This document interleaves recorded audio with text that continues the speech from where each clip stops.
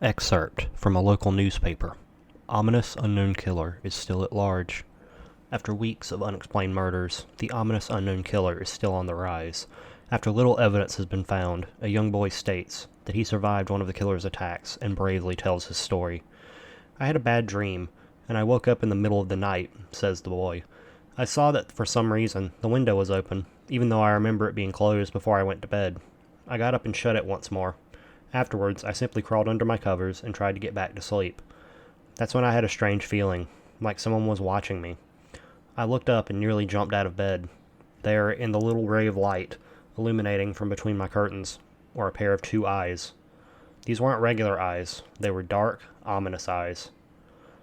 They were bordered in black and just plain out terrified me. That's when I saw his mouth. A long, horrendous smile that made every hair on my body stand up. The figure stood there, watching me. Finally, after what seemed like forever, he said it. A simple phrase, but in a way only a madman could speak. He said, "Go to sleep." I let out a scream. That's what sent him at me. He pulled up a knife, aiming at my heart. He jumped on top of my bed. I fought him back. I kicked, I punched, I rolled around, trying to knock him off me. That's when my dad busted in. The man threw the knife. It went into my dad's shoulder. The man probably would have finished him off if one of the neighbors hadn't alerted the police. They drove into the parking lot and ran toward the door. The man turned and ran down the alleyway, or down the hallway. I heard a smash like glass breaking. As I came out of my room, I saw the window that was pointing toward the back of the house was broken. I looked out it to see him vanish into the distance. I can tell you one thing, I will never forget that face. Those cold, evil eyes and that psychotic smile. They'll never leave my head. Police are still on the lookout for this man. If you see anyone that fits the description in this story, please contact your local police department. Jeff and his family had just moved into a new neighborhood. His dad had gotten a promotion at work, and they thought it would be best to live in one of those fancy neighborhoods. Jeff and his brother Liu couldn't complain, though. A new, better house. What was not to love? As they were getting unpacked, one of their neighbors came by. "Hello," she said. "I'm Barbara. I live across the street from you. Well, I just wanted to introduce myself, and to introduce my son." She turned around and called her son over. "Billy, these are our new neighbors." Billy said hi and ran back to play in his yard. "Well," said Jeff's mom, "I'm Margaret, and this is my husband Peter, and my two sons Jeff and Liu." They each introduced themselves, and then Barbara invited them to her son's birthday. Jeff and his brother were about to object when their mother said that they'd love to. When Jeff and his family were done packing, Jeff went up to his mom. "Mom, why would you invite us to some kid's party? If you haven't noticed, I'm not some dumb kid." "Jeff," said his mother, "we just moved here. We should show that we want to spend time with our neighbors. Now we're going to that party, and that's final." Jeff started to talk, but stopped himself, knowing that he couldn't do anything. Whenever his mom said something, it was final. He walked up to his room and plopped down on his bed. He sat there looking at the ceiling, when suddenly he got a weird feeling. Not so much of pain, but a weird feeling. He dismissed it as just some random feeling. He heard his mother call him down to get his stuff, and he walked down to get it. The next day, Jeff walked downstairs to get breakfast and got ready for school. As he sat there eating his breakfast, he once again got that feeling. This time it was stronger. It gave him a slight tugging pain, but he once again dismissed it. As he and Liu finished breakfast, they walked down to the bus stop. They sat there waiting for the bus, and then, all of a sudden, some kid on a skateboard jumped over them, only inches above their laps. They both jumped back in surprise. "Hey, what the hell?" The kid landed and turned back to them. He kicked his skateboard up and caught it with his hands. The kid seemed to be about 12, 1 year younger than Jeff. He wears an Aeropostale shirt and ripped blue jeans. "Well, well, well, it looks like we got some new meat." Suddenly, two other kids appeared. One was super skinny and the other was huge. "Well, since you're new here, I'd like to introduce ourselves. Over there is Keith." Jeff and Liu looked over to the skinny kid. He had a dopey face that you'd expect a sidekick to have. "And he's Troy." They looked over to the fat kid. Talk about a tub of lard. The kid looked like he hadn't exercised as he was crawling. Okay, I'm going to pause the story for a second. Bro is brutal. Man did not need to call him that. "And I," said the first kid named Randy. Now, for all the kids in this neighborhood, there's a small price for bus fare if you catch my drift. Liu stood up, ready to punch the lights out of the kid's eyes, when one of his friends pulled a knife on him. "I'd hoped you'd be more cooperative, but it seems we must do this the hard way." The kid walked up to Liu and took his wallet out of his pocket. Jeff got that feeling again. Now it was truly strong, a burning sensation. He stood up, but Liu gestured him to sit down. Jeff ignored him and walked up to the kid. "Listen here, you little punk. Give me back my bro's wallet or else." Randy put the wallet in his pocket and pulled out his own knife. "Oh, and what'll you do?" Just as he finished the sentence, Jeff popped the kid in the nose. As Randy reached for his face, Jeff grabbed the kid's wrist and broke it. Randy screamed, and Jeff rushed the knife from his hand. Troy and Keith rushed Jeff, but Jeff was too quick. He threw Randy to the ground. Keith lashed out at him, but Jeff ducked and stabbed him in the arm. Keith dropped the knife and fell to the ground screaming. Troy rushed him too, but Jeff didn't even need the knife. He just punched Troy straight in the stomach, and Troy went down. As he fell, he puked all over. Liu could do nothing but look in amazement at Jeff. "Jeff, how'd you," was all he said. Then they saw the bus coming and knew they'd be blamed for the whole thing, so they started running as fast as they could. As they ran, they looked back and saw the bus driver rushing over to Randy and the others. As Jeff and Liu made it to school, they didn't dare tell what happened. All they did was sit and listen. Liu just thought of that as his brother beating up a few kids. But Jeff knew it was more. It was something scary. And he got the feeling he felt how powerful it was, the urge to just hurt someone. He didn't like how it sounded, but he couldn't help feeling happy. He felt that strange feeling go away and stay away for the entire day of school, even as he walked home due to the whole thing near the bus stop, and how now he probably wouldn't be taking the bus anymore. He felt happy. When he got home, his parents asked him how his day was, and he said in a somewhat ominous voice, "It was a wonderful day." Next morning, he heard a knock at his front door. He walked down to find 2 police officers at the door, his mother looking back at him with an angry look. "Jeff, these officers tell me that you attacked 3 kids, that it wasn't regular fighting, that they were stabbed, son." Jeff's gaze fell to the floor, showing his mother that it was true. "Mom, they were the ones who pulled knives on me and Liu."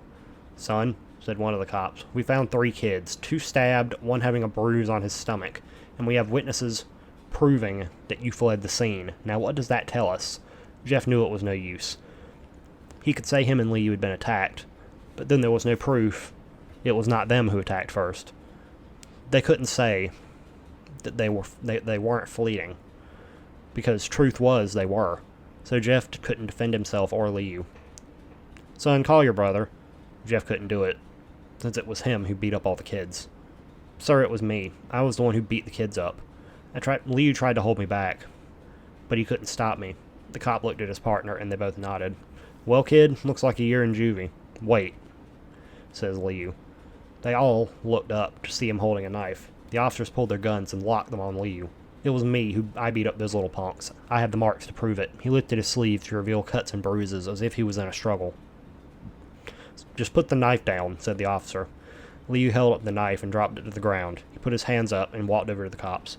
"No, Liu, it was me. I did it." Jeff had tears running down his face. "Poor bro, trying to take blame for what I did. Well, take me away." Police led Liu out to the patrol car. "Liu, tell them it was me. Tell them. I was the one who beat up those kids." Jeff's mother put her hands on his shoulders. "Jeff, please, you don't have to lie. We know it was him. You can stop." Jeff watched helplessly as the cop car speeds off with Liu inside. A few minutes later, Jeff's dad pulled into the driveway, seeing Jeff's face, and knew something was wrong. "What is it?" Jeff couldn't answer. His vocal cords were strained from crying. Instead, Jeff's mother walked his father inside to break the bad news to him as Jeff wept in the driveway.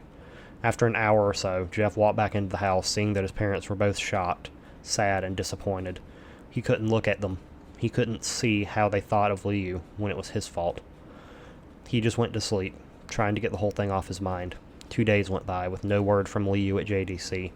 No friends to hang out with, nothing but sadness and guilt. That is until Saturday, when Jeff is woken up by his mother with a happy, sunshiny face.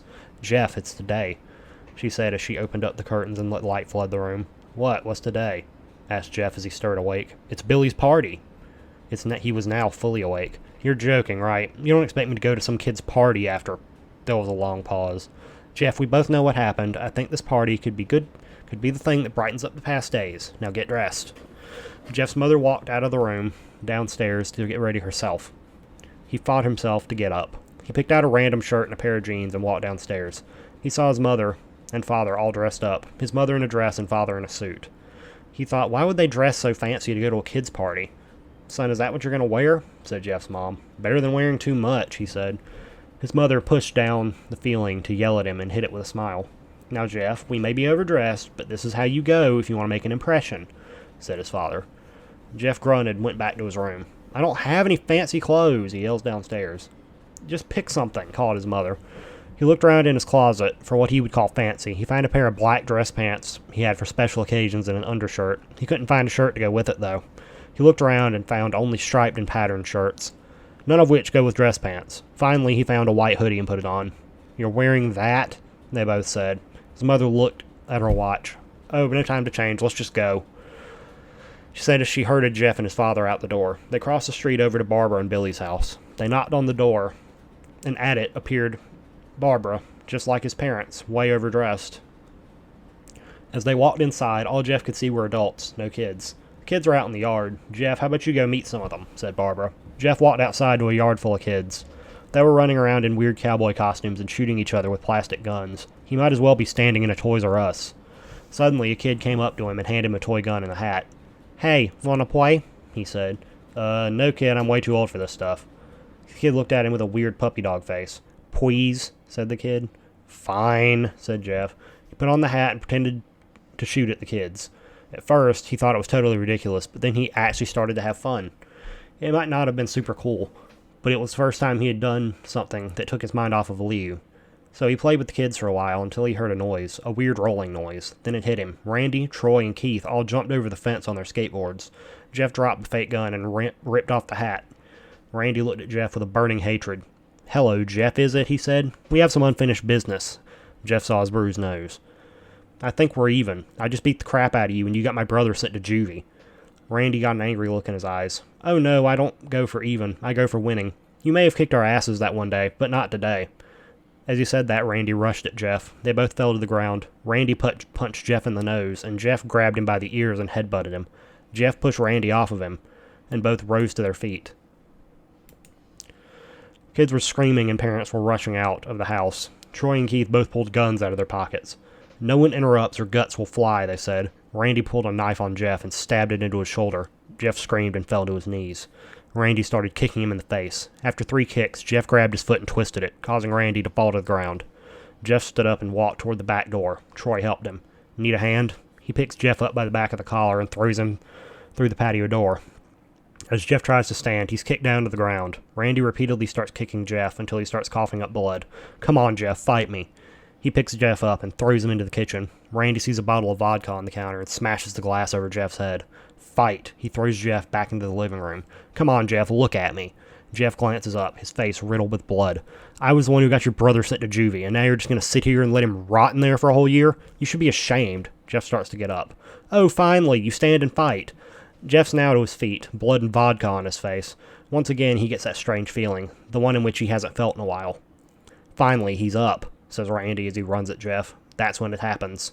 Something inside Jeff snaps. His psyche's destroyed. All rational thinking is gone. All he can do is kill. He grabs Randy and pile drives him into the ground. He gets on top of him and punches him straight in the heart. The punch causes Randy's heart to stop. As Randy gasps for breath, Jeff hammers down on him, punch after punch. Blood gushes from Randy's body until he takes one final breath and dies. Everyone is looking at Jeff now, the parents, the crying kids, even Troy and Keith. Although they easily break from their gaze and point their guns at Jeff, Jeff sees the guns trained on him and runs for the stairs. As he runs, Troy and Keith let out fire on him, each shot missing. Jeff runs up the stairs. He hears Troy and Keith follow up behind. As they let out their final rounds of bullets, Jeff ducks into the bathroom. He grabs a towel rack and rips it off the wall. Troy and Keith race in, knives ready. Troy swings at Jeff, who backs away and bangs the towel rack into Troy's face. Troy goes down hard, and now all that's left is Keith. He's more agile than Troy, though, and ducks when Jeff swings the towel rack. He dropped the knife and grabbed Jeff by the neck. He pushed him into the wall. A thing of bleach fell down on him from the top shelf. Yes, it really says a thing of bleach. It burned both of them, and they both started to scream. Jeff wiped his eyes as best he could. He pulled back the towel rack and swung it straight into Keith's head. As he lay there bleeding to death, he let out an ominous smile. "What's so funny?" asked Jeff. Keith pulled out a lighter and switched it on. "What's funny," he said, "is that you're covered in bleach and alcohol." Jeff's eyes opened wide as Keith threw the lighter on him. As soon as the flame made contact with him, the flames ignited the alcohol in the vodka. While the alcohol burned him, the bleach bleached his skin. Jeff let out a terrible screech as he caught fire. He tried to roll out the fire, but it was no use. The alcohol had made him a walking inferno. He ran down the hall and fell down the stairs. Everybody started screaming as they saw Jeff, now a man on fire, dropped to the ground, nearly dead. The last thing Jeff saw was his mother and the other parents trying to extinguish the flames. That's when he passed out. When Jeff woke, he had a cast wrapped around his face. He couldn't see anything, but he felt a cast on his shoulder and stitches all over his body. He tried to stand up, but he realized that there was some tubes in his arm. And when he tried to get up, it fell out, and a nurse rushed in. "I don't think you can get out of bed just yet," she said as she put him back in his bed and reinserted the tube. Jeff sat there with no vision, no idea of what his surroundings were. Finally, after hours, he heard his mother. "Honey, are you okay?" she asked. Jeff couldn't answer, though. His face was covered, and he was unable to speak. "Oh, honey, I have great news. After all the witnesses told the police that Randy confessed of trying to attack you, they decided to let Liu go." This made Jeff almost bolt up, stopping halfway, remembering the tube coming out of his arm. "He'll be out by tomorrow, and then you two will be able to be together again." Jeff's mother hugs Jeff and says her goodbyes. The next couple of weeks were those where Jeff was visited by his family. They came the day where his bandages were to be removed. His family members were all there to see it, what he would look like.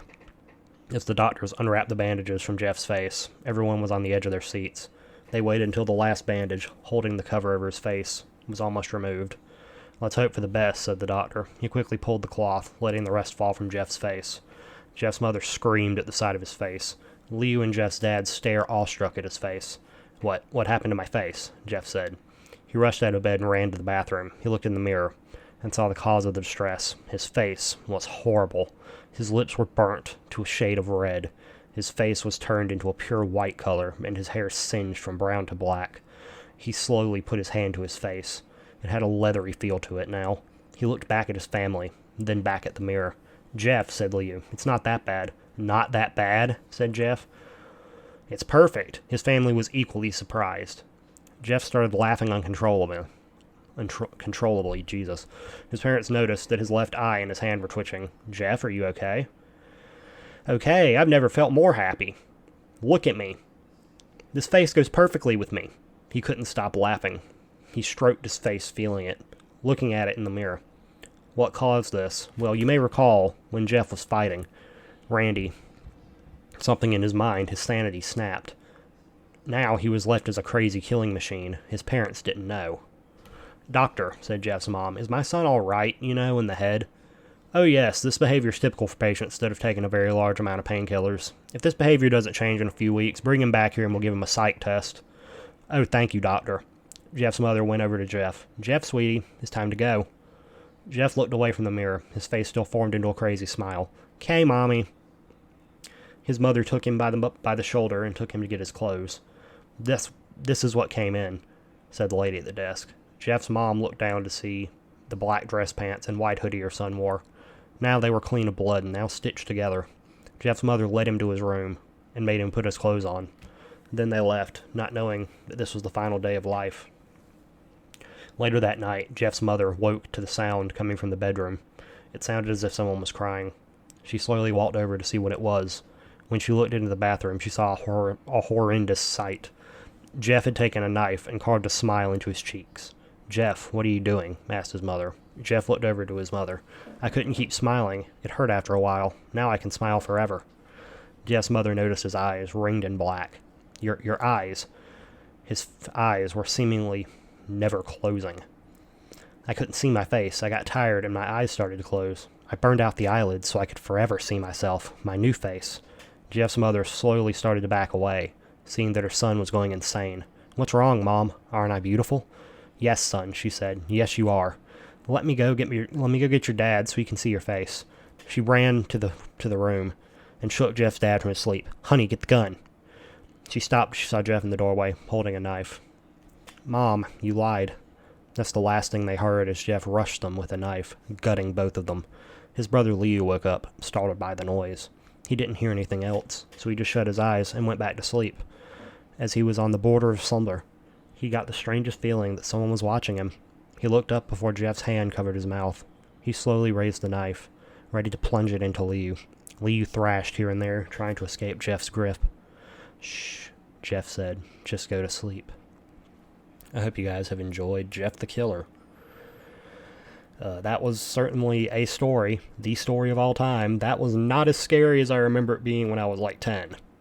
But I hope you guys enjoyed it. See you guys next time. Peace.